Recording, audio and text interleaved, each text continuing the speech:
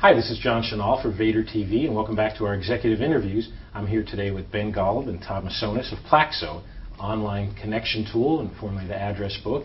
Both of you guys welcome. Thank you. There's been a lot of stuff going on with social networking. Sure. The past few weeks we had MySpace and Facebook roll out their ad platforms. Google roll out its own open platform for social networking app development. You guys are a part of that, one of the named partners. And your new tool, Pulse, it seems like it's working with Outlook addresses and it's linked with, or synced with LinkedIn. Yeah. You guys are clearly going the open route. Talk a little bit about how that fits into your strategy and where you think social networking is going the next 2 to 3 years. Explain a little bit about Pulse. Sure. Well, so I think if you go back, Plaxo's really always been about trying to keep you connected with the people that you care about, your friends, your family, your customers, your business contacts. We started out primarily as an address book company. Over the past several years, we've expanded to be what we call a unified communications company, something that will integrate with Outlook and Yahoo and Google and Mac and Thunderbird, all the things you use to, your mobile phone, everything you use to communicate.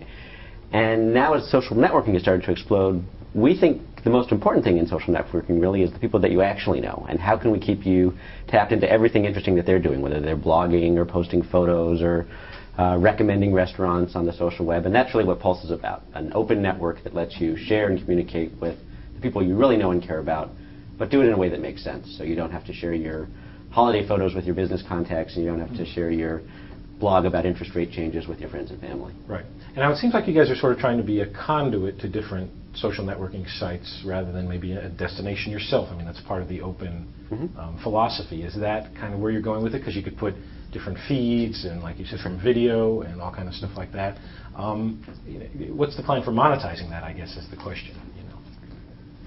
Okay. Yeah, well, I mean, I guess there are two questions there. I mean, the first, I think you're right. You know, Plaxo really is a next-generation social network, and that means not everything is in one walled garden. I mean, I think what we realize is the most important thing is the people that you know, and those people are doing interesting things on the internet. So, for instance, they're writing reviews on Yelp or posting photos on Flickr or doing lots of things that might be interesting to me, and so Plaxo kind of puts them all in one place. And so it is, in some sense, a destination, but we also do pass through a lot of traffic back to the other feeds that we support. And so, you know, Plaxo today makes money in a bunch of different ways, and Ben will talk about that later. But, you know, there is an ad model with Pulse because it is somewhat of a destination. Right. And now, I don't know if you saw, but Tim O'Reilly, you know, sort of a well-known blogger, he's saying now that the Google open social platform may not be open enough. Because while the apps and the development will be open, the data will still reside with each of the host sites. But the big question is who owns that, and then who owns the data, and who makes the money when someone sells an ad against, let's say, a feed based on that data. What's your thought? Because clearly you guys in the open camp. What's your thoughts on how open it should be? Well, I think fundamentally we think users own the data, right? And nobody should tell you you don't own the data that you put into a network or the list of friends that you have in that network. I mean, at the end of the day, if you go back 15 years, we all had our paper address books, and nobody owned that data except for us. Right. And the fact that it worked well with your phone meant that the phone company made money when you called, and somebody else made money when you sent a letter. And I think the same thing is true on the social web as well. We want to make it easy for you to have your friends list and your data go with you wherever you want to go. And we think if we do a good job doing that, you'll be spending a lot of time with us. Okay. Now, in terms of, let's talk about Facebook and the proprietary model. Did you have any conversations with them, or was it strictly, are they sort of content with walling themselves off right now? And what's your thoughts? Because historically on the web, the proprietary model has not been the most successful. If you look at AOL versus Yahoo or Google. Well, yeah, we certainly try and talk to everybody here, and I think we are open to partnering with everybody. I think they've chosen to take a particular path.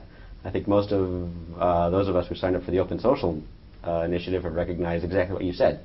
Look, would you rather be a closed network or an open network? And if you look at the closed, Prodigy versus the web, or would you rather be the cell phone company that doesn't let you make calls to people on other networks, or would you rather be the cell phone company that lets you make calls, or the ATM company that only lets you get money out of one ATM? At the end of the day, open always seems to win. Now, let's talk a little bit specifically about the traffic and the growth that you guys are seeing right now. I think you told me earlier you're up to 20 million users overall. Can you talk about how fast that's growing and maybe how fast the revenue is growing? Any kind of metrics to see where Plaxo is at right now in the continuum? Sure. So we have 20 million users of our core service, and that doesn't count people that we have brought into the network through partnerships with folks like AOL or Comcast or other members of the Plaxo network. Then we just recently launched Pulse about 2 months ago and have just seen the usage skyrocket, especially after the Open Social announcement. So that we're getting 4 times as many people joining the service now as were joining 14 days ago. Okay. And if that continues for another month, we'll have more people than there are people on the planet. But, so for you guys, we're not quite counting on that from a revenue perspective. Right. So Open has been great for us. And can you talk about revenue in terms of growth? So we don't talk about revenue numbers, but I will say that we haven't taken money in a while. We don't need to take any more money, so we've got more revenue coming in than we have expenses going out, and have really 3 different businesses that we do. We have our normal free business, which we then monetize through upselling people to premium. Mm-hmm. We do business with folks like AOL and Comcast, where we're providing co-branded services.